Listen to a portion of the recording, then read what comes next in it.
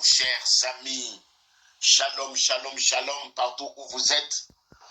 Je me réjouis encore en ce dimanche 10 mars 2024 de célébrer ensemble ces cultes à la radio. Que la grâce de Dieu notre Père, l'amour manifesté par le Seigneur et notre Sauveur Jésus-Christ soit votre partage. Nous allons prier pour écouter la parole de Dieu. Nous voulons te donner la première place, toi qui règnes dans les cieux et qui domines sur la terre. Toi qui es le gardien de nos âmes, toi qui as permis et que ce matin, nous puissions nous réveiller en bonne santé et être en mouvement. Sois loué, sois béni, éternel Père. L'homme ne vivra pas seulement de pain, mais l'homme vivra de toute parole qui sort de ta bouche. Ce matin, nous voulons nous laisser enseigner par toi. Ce matin, nous voulons nous laisser bénir par toi, Seigneur. Arrose-nous par ta parole éternelle, que ton sang nous couvre. Au nom puissant de Jésus, notre Sauveur et Seigneur. Amen. Amen, amen, amen, amen, mes amis. Ce matin, nous allons essayer de lire la parole de Dieu dans le livre de Matthieu, au chapitre 26, le verset 36 à 46. Je vais faire la lecture ensemble avec vous. La méditation de ce matin est tirée du livre de Matthieu, chapitre 26. Matthieu, chapitre 26, le verset 36 à 46. Nous allons faire la lecture. Là-dessus, Jésus alla avec eux dans un lieu appelé Gethsémane. Et il dit aux disciples, asseyez-vous ici pendant que je m'éloignerai pour prier. Mes excuses. Il prit avec lui Pierre et les deux fils de Zébédée. Et il commença à éprouver de la tristesse et des angoisses. Il leur dit alors, mon âme est triste jusqu'à la mort. Restez ici et veillez avec moi. Puis ayant fait quelques pas en avant, il se jeta sur sa face et pria ainsi. Mon Père, s'il est possible que cette coupe s'éloigne de moi, toutefois, non pas ce que je veux, mais ce que tu veux. Il vint vers les disciples qu'il trouva endormis et il dit à Pierre, vous n'avez donc pu veiller 1 heure avec moi. Veillez et priez afin que vous ne tombiez pas dans la tentation. L'esprit est bien disposé, mais la chair est faible. Il s'éloigna une seconde fois et il pria ainsi. Mon Père, s'il n'est pas possible que cette coupe s'éloigne sans que je la boive et que ta volonté soit faite. Il revint et les trouva encore endormis, car leurs yeux étaient apaisantis. Il les quitta et s'éloigna, il pria pour la 3e fois, répétant les mêmes paroles. Puis il alla vers ses disciples et leur dit, vous dormez maintenant et vous vous reposez.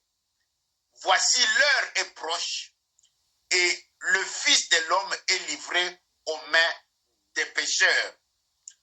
Lèvez-vous, allons, voici celui qui me livre s'approche.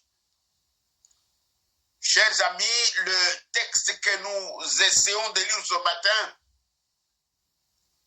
nous relate le temps que Jésus a passé au jardin de Gethsémane.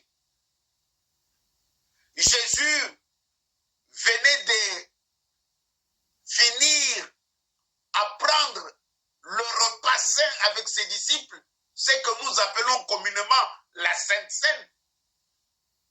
Et après avoir mangé, c'était un repas de la faim, un repas de séparation. Jésus leur a dit de l'accompagner dans le jardin de Gethsémane où il devrait prier. La Bible dit, Jésus a choisi quelques-uns de ses disciples. Entre autres Jean, il a choisi Pierre, il a choisi Jacques. Certains commentaires parlent aussi des fils de Zébédée. Et il les a amenés dans le jardin de Gethsémane pour la prière. Ce matin, j'aimerais tout simplement, dans mon introduction, te dire que selon les calendriers liturgiques de l'Église, nous sommes dans une période qui précède la Pâque, cette grande fête chrétienne. D'ailleurs, chez nos amis catholiques, ils traversent la période qu'on appelle la période des carême. J'étais en France le dimanche passé, ma belle-sœur est catholique. Je l'ai vue, quand nous on mangeait, elle ne pouvait pas manger parce qu'elle est en période de carême. Voilà pourquoi j'ai choisi, par la grâce de Dieu, de parler tous ces dimanches jusqu'à la Pâque, les événements qui ont précédé la mort de Jésus.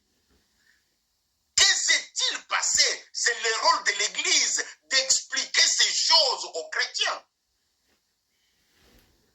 Ce matin, nous commençons la série d'enseignements que j'ai intitulée Gethsémane, tremplin vers la victoire. Gethsémane, tremplin vers la victoire. C'est-à-dire que la résurrection de Jésus que nous allons célébrer le 30 ou le 31 mars, si je ne me trompe pas,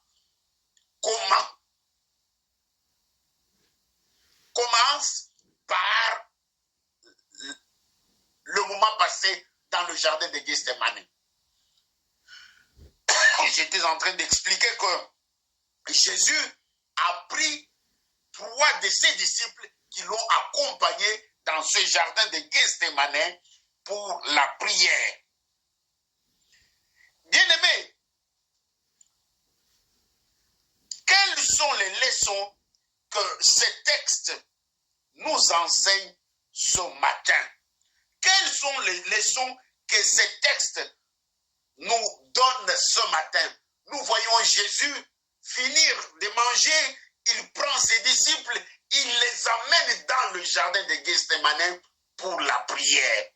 Ils ont passé tout le temps là-bas jusqu'à ce que Judas Iscariote a amené les gens pour arrêter Jésus. Jésus, c'est là qu'on l'avait arrêté et l'histoire de la souffrance de Jésus a commencé. Ce matin, j'aimerais que nous puissions réfléchir sur la souffrance de Jésus dans le jardin de Gethsémane. Gethsémane qui est situé dans la ville de Jérusalem. Gethsémane qui est, quand nous sommes à Jérusalem, vers le mont d'Olivier, et en face, il y a le jardin de Gethsémane. Le jardin de Gethsémane, c'est un jardin qui a en son sein des arbres qu'on appelle les oliviers. Dans les jardins de Gethsémane, il y a des oliviers. Et ces oliviers-là, on les presse pour faire sortir d'huile. Nous y reviendrons. Mais ce qui m'intéresse moi ce matin, qu'est-ce que cela signifie Gethsémane? Et qu'est-ce que Gethsémane représente pour toi et pour moi ce matin? Je disais que le mot Gethsémane dans la Bible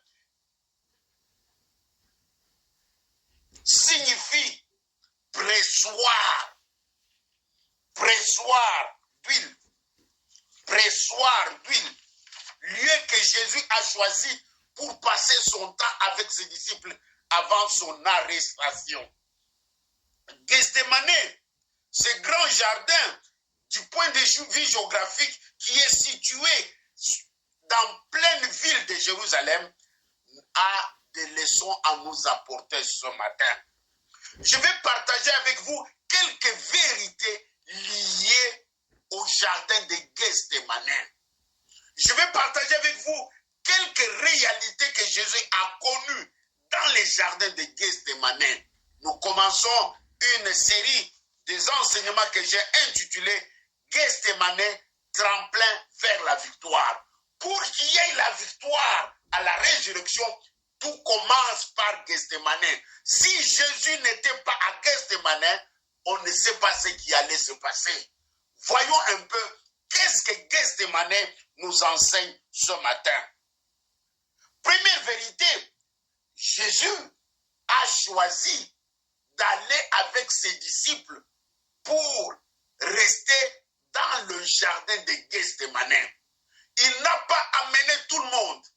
En allant avec les 12, il les a fait asseoir quelque part. Il a pris juste quelques têtes. Il a pris Jean, il a pris Pierre, il a pris Jacques et le fils de Zébédée. Il les a amenés avec lui pour la prière dans le jardin. Bien-aimé, première vérité que j'aimerais te présenter ce matin, Gethsémane était pour Jésus un endroit de méditation. Gethsémane n'était pas un hasard. Jésus avait choisi ce cadre parce que c'était un endroit de méditation. Jésus voulait être loin de la foule. Jésus voulait méditer en rapport avec les événements douloureux qui étaient en face de lui, avec les événements douloureux qui l'attendaient. Ce matin, j'aimerais que tu retiennes que Jésus a choisi Gethsémane parce que c'était un lieu de méditation. Non, toi et moi, nous devons avoir notre Gethsémane. Nous devons avoir un endroit où chaque jour, nous devons aller pour méditer. Non, choisis ton petit coin au salon, choisis ton petit coin, je ne sais pas moi, dans ta maison. Un endroit où tu dois toujours être à cet endroit pour pouvoir communier avec Dieu.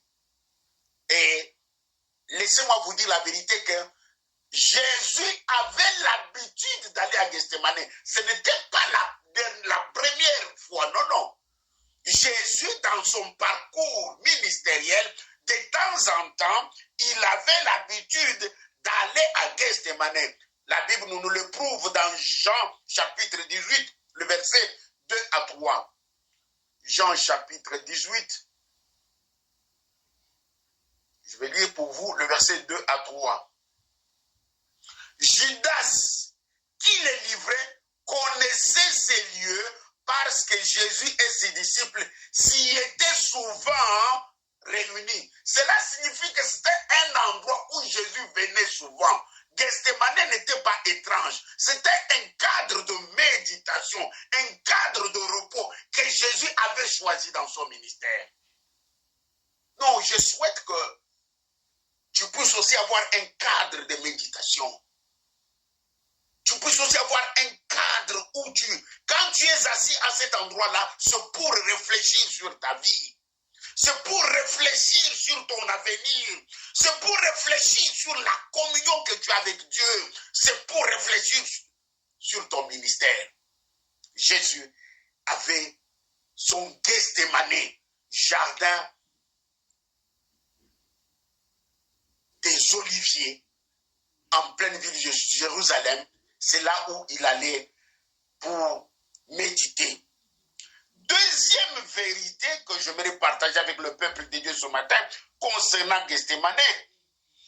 Gethsémane était pour Jésus un sanctuaire. Gethsémane n'était pas n'importe quoi, n'était pas n'importe où. Pour Jésus, Gethsémane était un sanctuaire. Pourquoi? Parce que qui dit sanctuaire fait allusion à un lieu saint. Qui dit sanctuaire fait allusion à un autel de prière.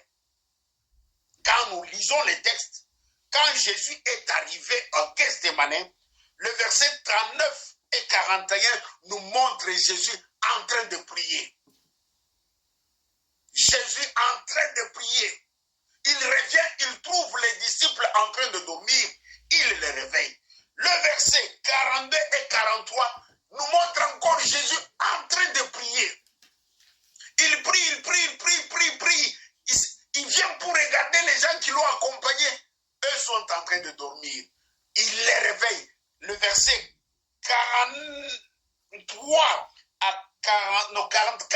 46 souligne encore que Jésus est allé encore pour la prière. Cela signifie que Gethsémane n'était pas un endroit anodin, ce n'était pas un endroit, n'importe quel endroit, mais c'était un sanctuaire pour Jésus, un lieu de prière, un lieu de retraite, un cadre où il entrait en communion avec Dieu, un endroit où il allait à la rencontre de son Père. Gethsémane était le lieu de la connexion divine. Je souhaite que toi aussi, tu puisses avoir ces habitudes, d'avoir un cadre, un hôtel de prière dans ta maison, un endroit où tu peux aller chercher Dieu, un sanctuaire dans ta maison, un cadre où tu peux invoquer Dieu. Je sais qu'on peut prier partout, n'est pas, non, mais au moins à un certain niveau de maturité, on doit avoir un endroit idéal où on prie pour ne pas se disperser. La prière, Dieu écoute la prière partout.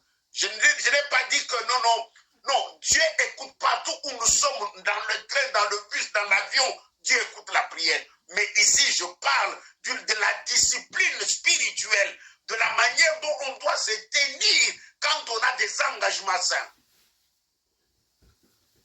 Quand quelqu'un a un cadre de prière et un horaire fixe, il ne manquera jamais à cet horaire et à ce cadre.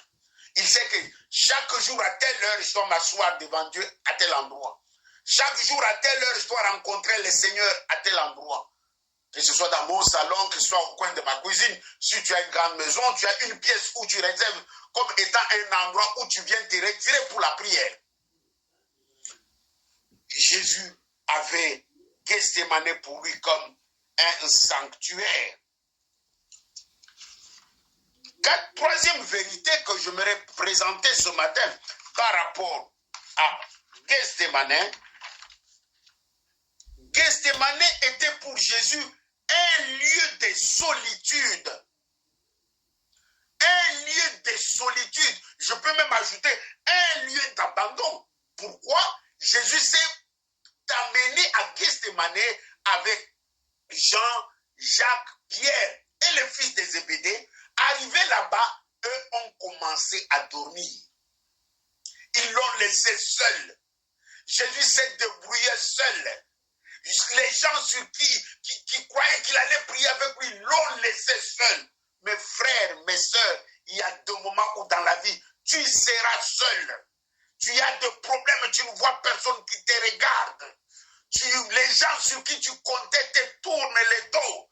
Non, Jésus était seul à Gethsémane. Gethsémane était pour lui le lieu de la solitude. Non, la Bible dit même au chapitre, un instant, je vais revenir dans ma Bible, dans le livre de Matthieu, au chapitre 26, pour éclairer un élément. Au verset 37, nous voyons Jésus dire, il prit avec lui Pierre et les deux fils de Zébédée et commença à éprouver de l'angoisse et de la tristesse. Non, Jésus était angoissé. Jésus était triste. Non, quelque part, Jésus a vécu son humanité dans le vrai sens au Gethsémane. Il était vraiment dans sa peau d'un homme en tant qu'humain au jardin de Gethsémane. Pourquoi? Parce que Jésus était triste. Parce que Jésus était angoissé par rapport aux événements qui l'attendaient. Il savait que ce n'est pas facile. Jésus avait le poids du péché de l'humanité. Jésus savait qu'il allait mourir pour l'humanité entière. Mais quand le moment est venu, non, l'angoisse l'a saisi. La Bible dit que Jésus était dans la tristesse. Jésus était dans l'angoisse.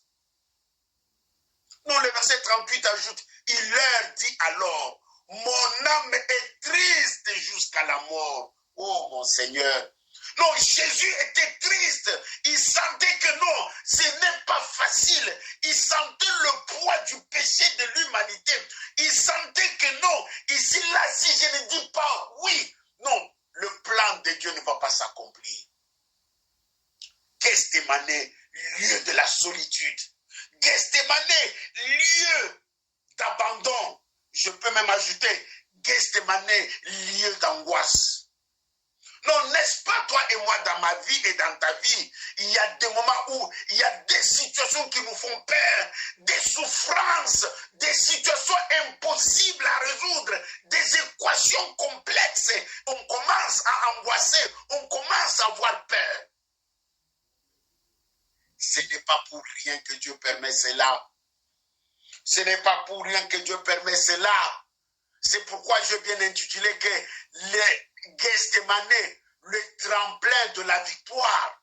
Cela signifie que Dieu a permis que Jésus passe par Gethsemane pour que toi et moi nous puissions être sauvés. Dieu a permis que Jésus souffre à Gethsemane pour que toi et moi nous puissions avoir la vie éternelle.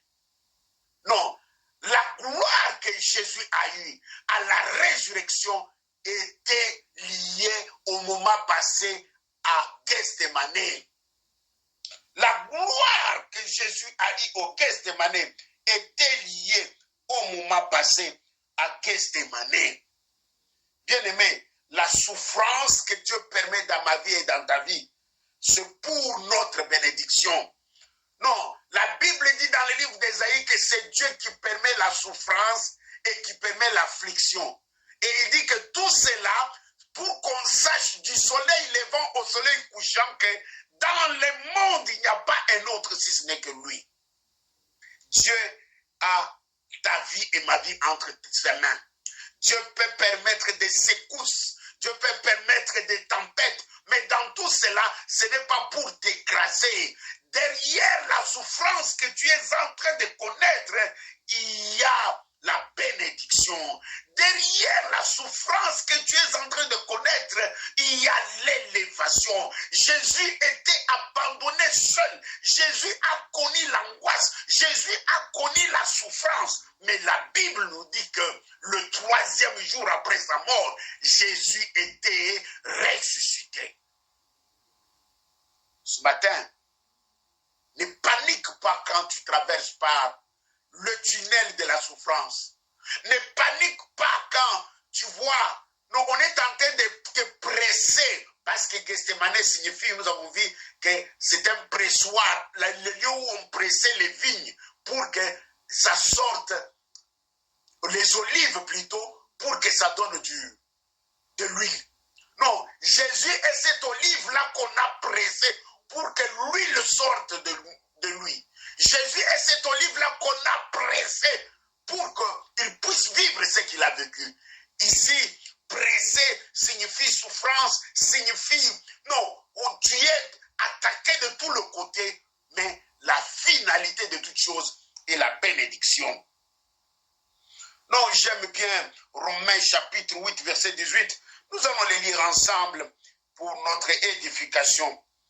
Romains 8, chapitre 18, nous dit, j'estime que les souffrances du temps présent ne sauraient être comparées à la gloire à venir qui sera révélée pour nous. Non, tu passes par la souffrance, d'hôpital en hôpital, d'échec en échec, région en région, mais je mérite te dire, écris bien Romains 8, 18, les souffrances du temps présent ne sauraient être comparées à la gloire à venir. Si Jésus n'était pas passé par Gethsemane, je me pose la question si réellement l'événement allait avoir lieu le troisième jour. Parce que ce n'était pas facile pour lui. À un moment donné, il a commencé à dire à son père, Père, ôte de moi cette coupe, ôte de moi cette coupe. Je ne saurais pas prendre cette coupe. Éloigne de moi. Pourquoi? Parce que non, la peur, l'angoisse, traumatisme avait envahi le cœur de Jésus. En tant qu'humain, ici je parle de l'humanité de Christ. Parce que Jésus-Christ est 100% homme et 100% Dieu. Jésus est 100% homme et 100% Dieu. L'humanité de Jésus. Et dans son humanité, Jésus a souffert. C'était troisième vérité en rapport avec Gethsemane. Gethsemane était un lieu de solitude. Non, quatrième vérité en rapport avec Gethsémane. Non, Gethsémane était un lieu de décision. Gethsémane était un lieu de décision. Nous voyons ça au verset 42 de notre fameux texte. Un instant. Voilà, la Bible électronique n'obéit pas des fois. Vite, vite. J'ai lu dans Matthieu chapitre 26, le verset 42, pour voir.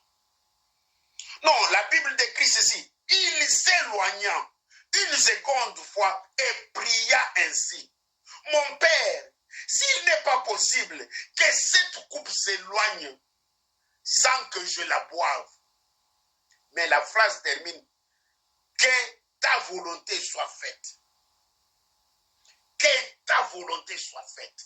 Gethsémane, lieu de décision. Non, lui, en tant qu'humain, il s'était dit, non, que mon Père éloigne de moi cette souffrance, que mon Père éloigne de moi cette coupe, mais néanmoins, je m'abandonne entre ses mains, qu'il fasse sa volonté, que ta volonté soit faite, que la volonté de Dieu prime sur moi, que la volonté de Dieu s'accomplisse dans ma vie. C'est ce que Jésus a dit. Voilà pourquoi, dans ma réflexion, Gethsémane est un lieu de décision. Bien-aimé, tu dois prendre de bonnes décisions. Mais avant de prendre de bonnes décisions, reste dans la présence de Dieu. Reste dans la prière. Il y a des décisions dans la vie qu'on ne doit pas prendre à la légère, qu'on ne doit pas prendre vaille que vaille, qu'on ne doit pas prendre n'importe quelle manière, mais tu as besoin de moments de retraite, de moments de prière pour prendre ces décisions. Voilà Jésus devant la décision de son destin. Jésus est entré en retraite à Gethsémane pour voir clair, pour bien décider. Mais finalement, Jésus s'abandonne entre les mains de son Père. Il lui dit, Père, que ta volonté soit faite. Ma prière et le désir de mon cœur pour toi qui me suis ce matin, que la volonté de Dieu s'accomplisse dans ta vie. Que la volonté de Dieu, pas la volonté de ton père, pas la volonté de ton oncle, pas la volonté de ton grand-père, mais que la volonté de Dieu.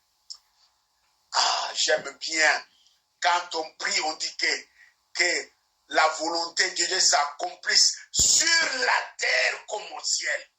C'est-à-dire que ce que Dieu a arrêté au ciel s'accomplisse dans ma vie. Ce que je vais faire dans ma vie soit dans la volonté de Dieu. Non, aujourd'hui nous prenons des décisions avec légèreté. Tu vois, une jeune fille qui veut entrer dans le mariage, il ne cherche pas la face de Dieu, mais il choisit selon l'apparence extérieure. Il choisit selon la beauté des yeux. Bien-aimé, mieux vaut choisir avec l'apparence intérieure que l'apparence extérieure. Mieux vaut choisir avec les yeux spirituels qu'avec les yeux physiques. Non, avec les yeux physiques, Jésus avait eu peur. Jésus ne savait pas comment s'en sortir. Mais quand les yeux spirituels étaient sur lui, il s'est abandonné entre les mains de Dieu. Il a décidé que la volonté de Dieu s'accomplisse. Amen, amen, amen. Quatrième vérité, Gethsémane était un lieu de décision. Quand toi tu prends des décisions, qu'est-ce que tu fais? Tu te réveilles seulement comme ça le matin, tu fais fico, tu décides de voyager, acheter le billet, aller en Afrique. Et quand tu arrives là-bas, ça se complique, tu commences à dire que Dieu m'a abandonné. Non, non, non, non. Une sœur est allée en Afrique sans consulter Dieu. Avec ses documents, nationalité, son passeport. Arrivé là-bas, les choses sont compliquées. On l'a arrêté le jour de retour. On lui a dit que ce n'est pas son passeport. Mais c'est ce même passeport qu'il a utilisé ici pour prendre l'avion. il est passé, il est arrivé, il est entré. Mais les jours de retour arrivé à l'aéroport, on regarde, on dit que Esayoté. Non, la sœur a expliqué. La sœur a parlé. La sœur a... Non, il a voulu prouver qu'elle a la nationalité, elle est allemande, elle parle même allemand. On lui a dit que ce n'est pas toi, c'est une photo inventée. Là, c'est quand les démons de ta famille se réveillent. Là, c'est quand l'ennemi veut te compliquer l'équation. Là, c'est quand tu es parti sans l'aval du Seigneur. Non, on a ravi le passeport, on l'a mené, je ne sais pas moi, des Miap ou à Ner ou quoi. Et là-bas, on lui a dit, viens demain, entre-temps, billet baby. Viens demain, elle est tombée malade. Les dossiers bloqués auprès des autorités, mais elle malade, on l'a amenée à Mama Yim, perfusion.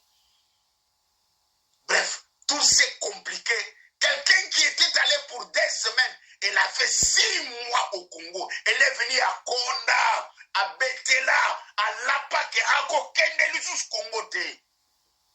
Non, ce matin, je mérite te dire que ce n'est pas mauvais d'aller, mais au moins que tu fasses les choses selon la volonté de Dieu. Parce que tu ne connais pas ce que l'ennemi a planifié là-bas. Non, ce matin, nous sommes en train de parler de quatrième vérité liée au Gethsémane. Gethsémane était un lieu de décision. Je donne la dernière vérité liée à Gethsémane. Gethsémane était un lieu qui amenait vers la gloire. Gethsémane, un tremplin vers la gloire. Cela signifie que c'est à cause de Gethsémane qu'il y a eu Golgotha. Pour que Jésus passe par Golgotha, tout a commencé à Gethsémane. Et c'est à cause de Gethsémane qu'il y a eu résurrection. Pour que Jésus ressuscite, il est passé par Gethsémane. C'est à cause de Gethsémane qu'il y a eu ce grand rendez-vous, cette grande rencontre d'après la résurrection en Galilée. Si cette rencontre-là a eu lieu, c'est parce qu'il y a eu Gethsémane. Donc Gethsémane, un tremplin vers la gloire. Non, le temps que Jésus a passé à Gethsémane a préparé son cœur d'affronter l'arrestation, d'affronter la mort, d'affronter le projet que l'ennemi avait pour sa vie. Non, ce matin, je suis venu introduire ce thème par rapport aux événements qui ont précédé la résurrection. Nous sommes dans la période où certaines églises font des séminaires, des retraites pour préparer la Pâque. Bien sûr, sur la radio Pain du Soir, nous n'allons pas baisser les bras. Nous nous sommes réveillés ce matin pour sonner la trompette pour dire aux chrétiens que Jésus est mort, il est ressuscité. Mais s'il est ressuscité, il a eu à passer un temps à Gethsémane pour se préparer à affronter les défis qui l'attendaient. Non, toi aussi, avant d'affronter les défis qui t'attendent, tu dois être quelque part dans ton Gethsémane pour te préparer. Ce matin, Jésus, avec ses disciples, sont allés à Gethsémane pour la prière. Et les disciples l'ont abandonné. Les disciples ne l'ont pas soutenu. Les disciples ne sont pas intervenus dans l'intercession. Et pour dire que non, les gens peuvent t'abandonner. Ton pasteur sur qui tu comptes, un jour tu peux téléphoner, son téléphone est fermé, tu commences à regretter. Le pasteur ou l'intercesseur sur qui tu comptes, non, aie confiance en Dieu. Compte sur Dieu. Jésus avait ses disciples croyants qui vont l'accompagner, mais chaque fois qu'il revenait, ces gens-là ronflaient. Non, ce matin, tu peux compter sur ton papa. Le jour où tu cherches ton père ronfle. Ou tu peux compter sur ton chef. Le jour où tu cherches ton chef est en vacances. Ce matin, je prie que tu puisses compter sur le Seigneur. Jésus a compté sur Dieu. Il lui a dit, non pas ma volonté, mais que ta volonté s'accomplisse. Et quand la volonté de Dieu s'est accomplie, Jésus s'est retrouvé à Golgotha. Jésus s'est retrouvé dans le tombeau. Jésus est ressuscité. Et Jésus a pris part à ce grand rendez-vous de Galilée avec ses disciples. Parce qu'il a compté sur Dieu. Que mon Dieu te bénisse.